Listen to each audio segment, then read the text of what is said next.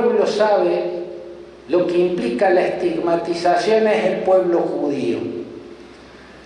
En la Alta Edad Media, la Iglesia católica empezó a estigmatizar a los judíos, inventando historias de que se comían a sus hijos, que se alimentaban de la sangre de los niños, que eran un pueblo de usureros, cuando el sistema de la Edad Media, ¿no?, que fue fanatismo ultra religioso de matriz cristiana, católica, establecía que los cristianos no podían hacer los trabajos sucios y el préstamo de dinero era parte de los trabajos pecaminosos. Tenía que haber prestamistas, tenía que haber sistema financiero, porque así funcionan las economías, pero los cristianos eran fundamentalistas.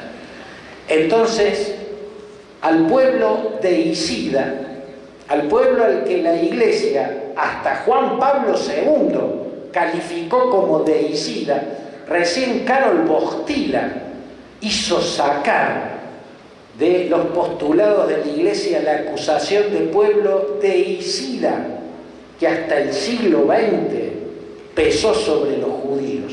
Como eran un pueblo deicida, que hagan ellos estas tareas que ensucian el alma, la de prestar y cobrar dinero.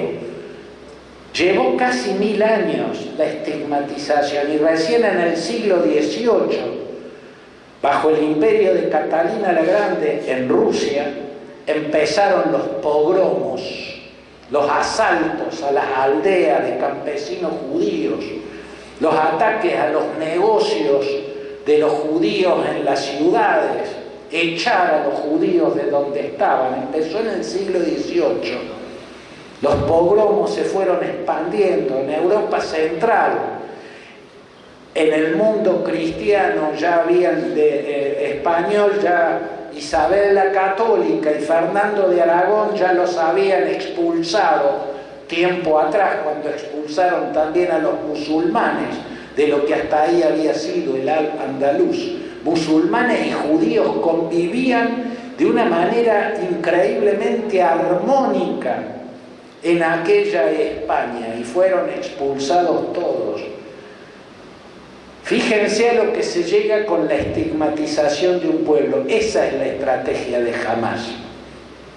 Por eso la guerra contra Hamás tiene que ser planteada de una forma muy particular, que no es esta que está planteando Netanyahu, donde la estadística de muertes civiles es tan monstruosa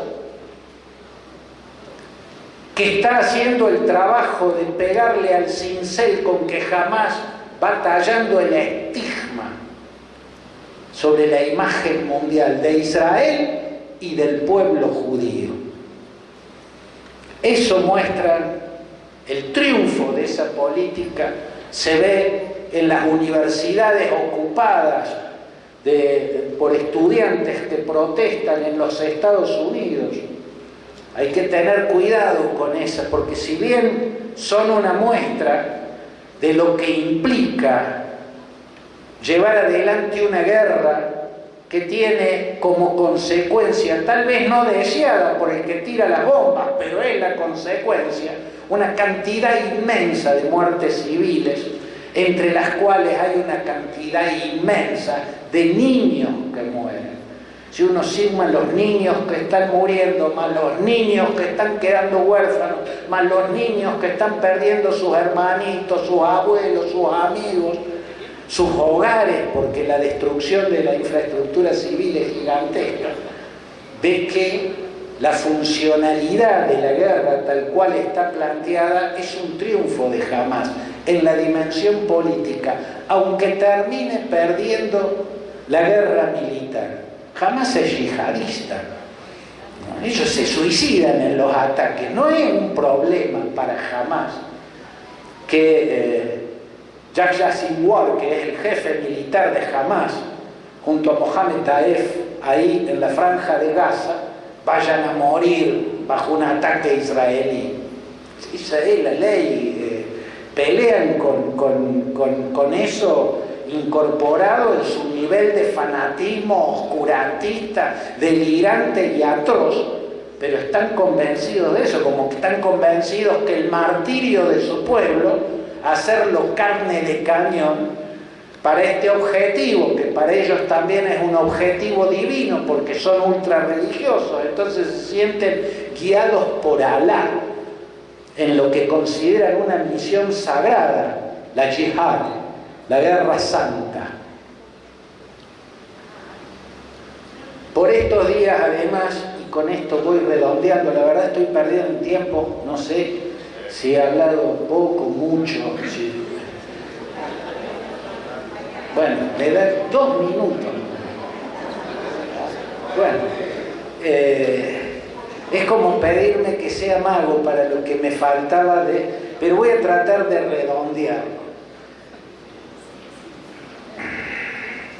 Lo que estamos viendo por estos días no es solo ese revés que implican Naciones Unidas para Israel, para el Estado, la señal del aislamiento internacional en el que está cayendo por el liderazgo de Netanyahu, por la deriva del liderazgo de Netanyahu. Está dándole la victoria política a una organización criminal, demencial, como el Hamas. La otra señal es el choque con Estados Unidos, con el gobierno de Joe Biden.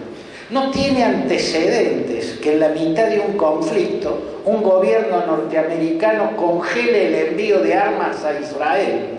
Es una de las alianzas más sólidas que existen, más natural, la de Estados Unidos con Israel. No tiene antecedentes. Para encontrar antecedentes de una crisis entre Washington y Tel Aviv de este nivel, hay que remontarse a momentos que también fueron de guerras.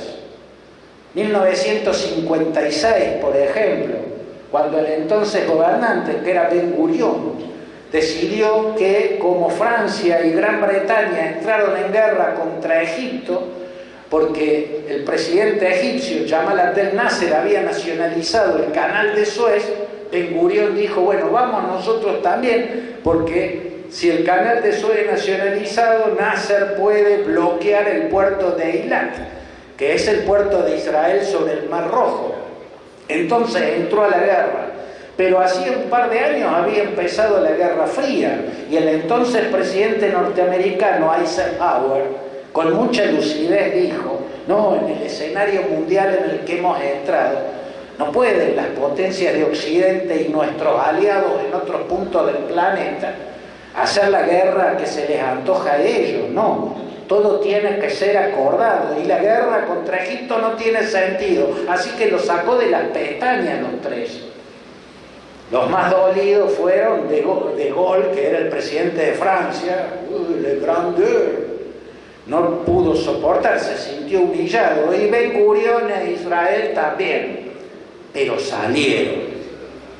Cuando Washington le dijo salgan de Egipto, salieron. El otro antecedente está en 1973, cuando estalló la guerra del Yom Kippur, como le llaman los judíos, Ramadán, como le llaman los árabes, los musulmanes a esa guerra. Una guerra que Israel empezó perdiendo porque Anwar el-Sadat había logrado engañar al Mossad. Hizo llegar una información falsa. La información era que Egipto iba a atacar a Israel ese mismo año, en 1973, pero el ataque recién se iba a dar cuando llegaran unos portaaviones soviéticos llevando un cargamento de MiG-23 que el gobierno egipcio le había comprado a la Unión Soviética. Entonces el Mossad puso la lente en los puertos soviéticos, y mientras no saliera un portaaviones llevando aviones cazabombarderos MiG-23 hacia el mar Mediterráneo, no había problema y podían distenderse. Bueno, los engañó, los agarró con la guardia baja, Israel se comió un sopapo que quedó tambaleando entre las cuerdas. Hafez el-Assad de Siria había enviado el ejército simultáneamente al de Egipto, le entraron por los dos lados, desde el Sinaí y desde las alturas del Golán, pero luego la guerra se dio vuelta y la terminó ganando Israel, y la terminó ganando tan cómodamente, a pesar de haber estado tambaleando entre las cuerdas, que el general Ariel Sharon, al frente de una división de tanques, avanzó hacia el Cairo, y ya estaba llegando al Cairo, donde esperaba someter a Egipto y agarrar del cogote a Anwar el-Sadat, cuando el entonces presidente norteamericano, el republicano Richard Nixon, llamó por teléfono al primer ministro israelí, a la primer ministra, porque era Golda Meir, y le dijo: me lo llaman a ese general y lo hacen volver ya. A Anwar el-Sadat no lo tocan.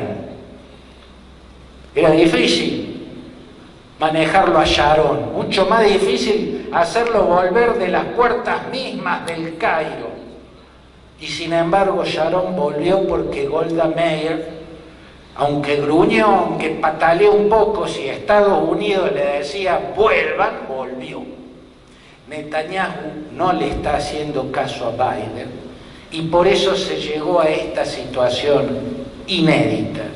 Pudo haber una tercera antes de esta, que es la cuarta. Esa tercera hubiera sido en 1982, cuando Israel invadió el Líbano para golpear la cabeza de la OLP, que en ese momento tenía sus oficinas en Beirut. Pero ya no estaba en la Casa Blanca Jimmy Carter. Si hubiera estado Jimmy Carter hubiera puesto el grito en el cielo. Aquella invasión del Líbano también fue funcional a los fanáticos. De hecho, bajo el paraguas de esa invasión israelí, las falanges cristianas, la de la etnia maronita, que son los libaneses cristianos, invadió los campos de refugiados palestinos en las afueras de Beirut, Shatila y Burhan Barahne, y provocó masacres espantosas. Eso hizo que ese año, militarmente, aparentemente había ganado Israel. La OLP se tuvo que trasladar de Beirut a Túnez,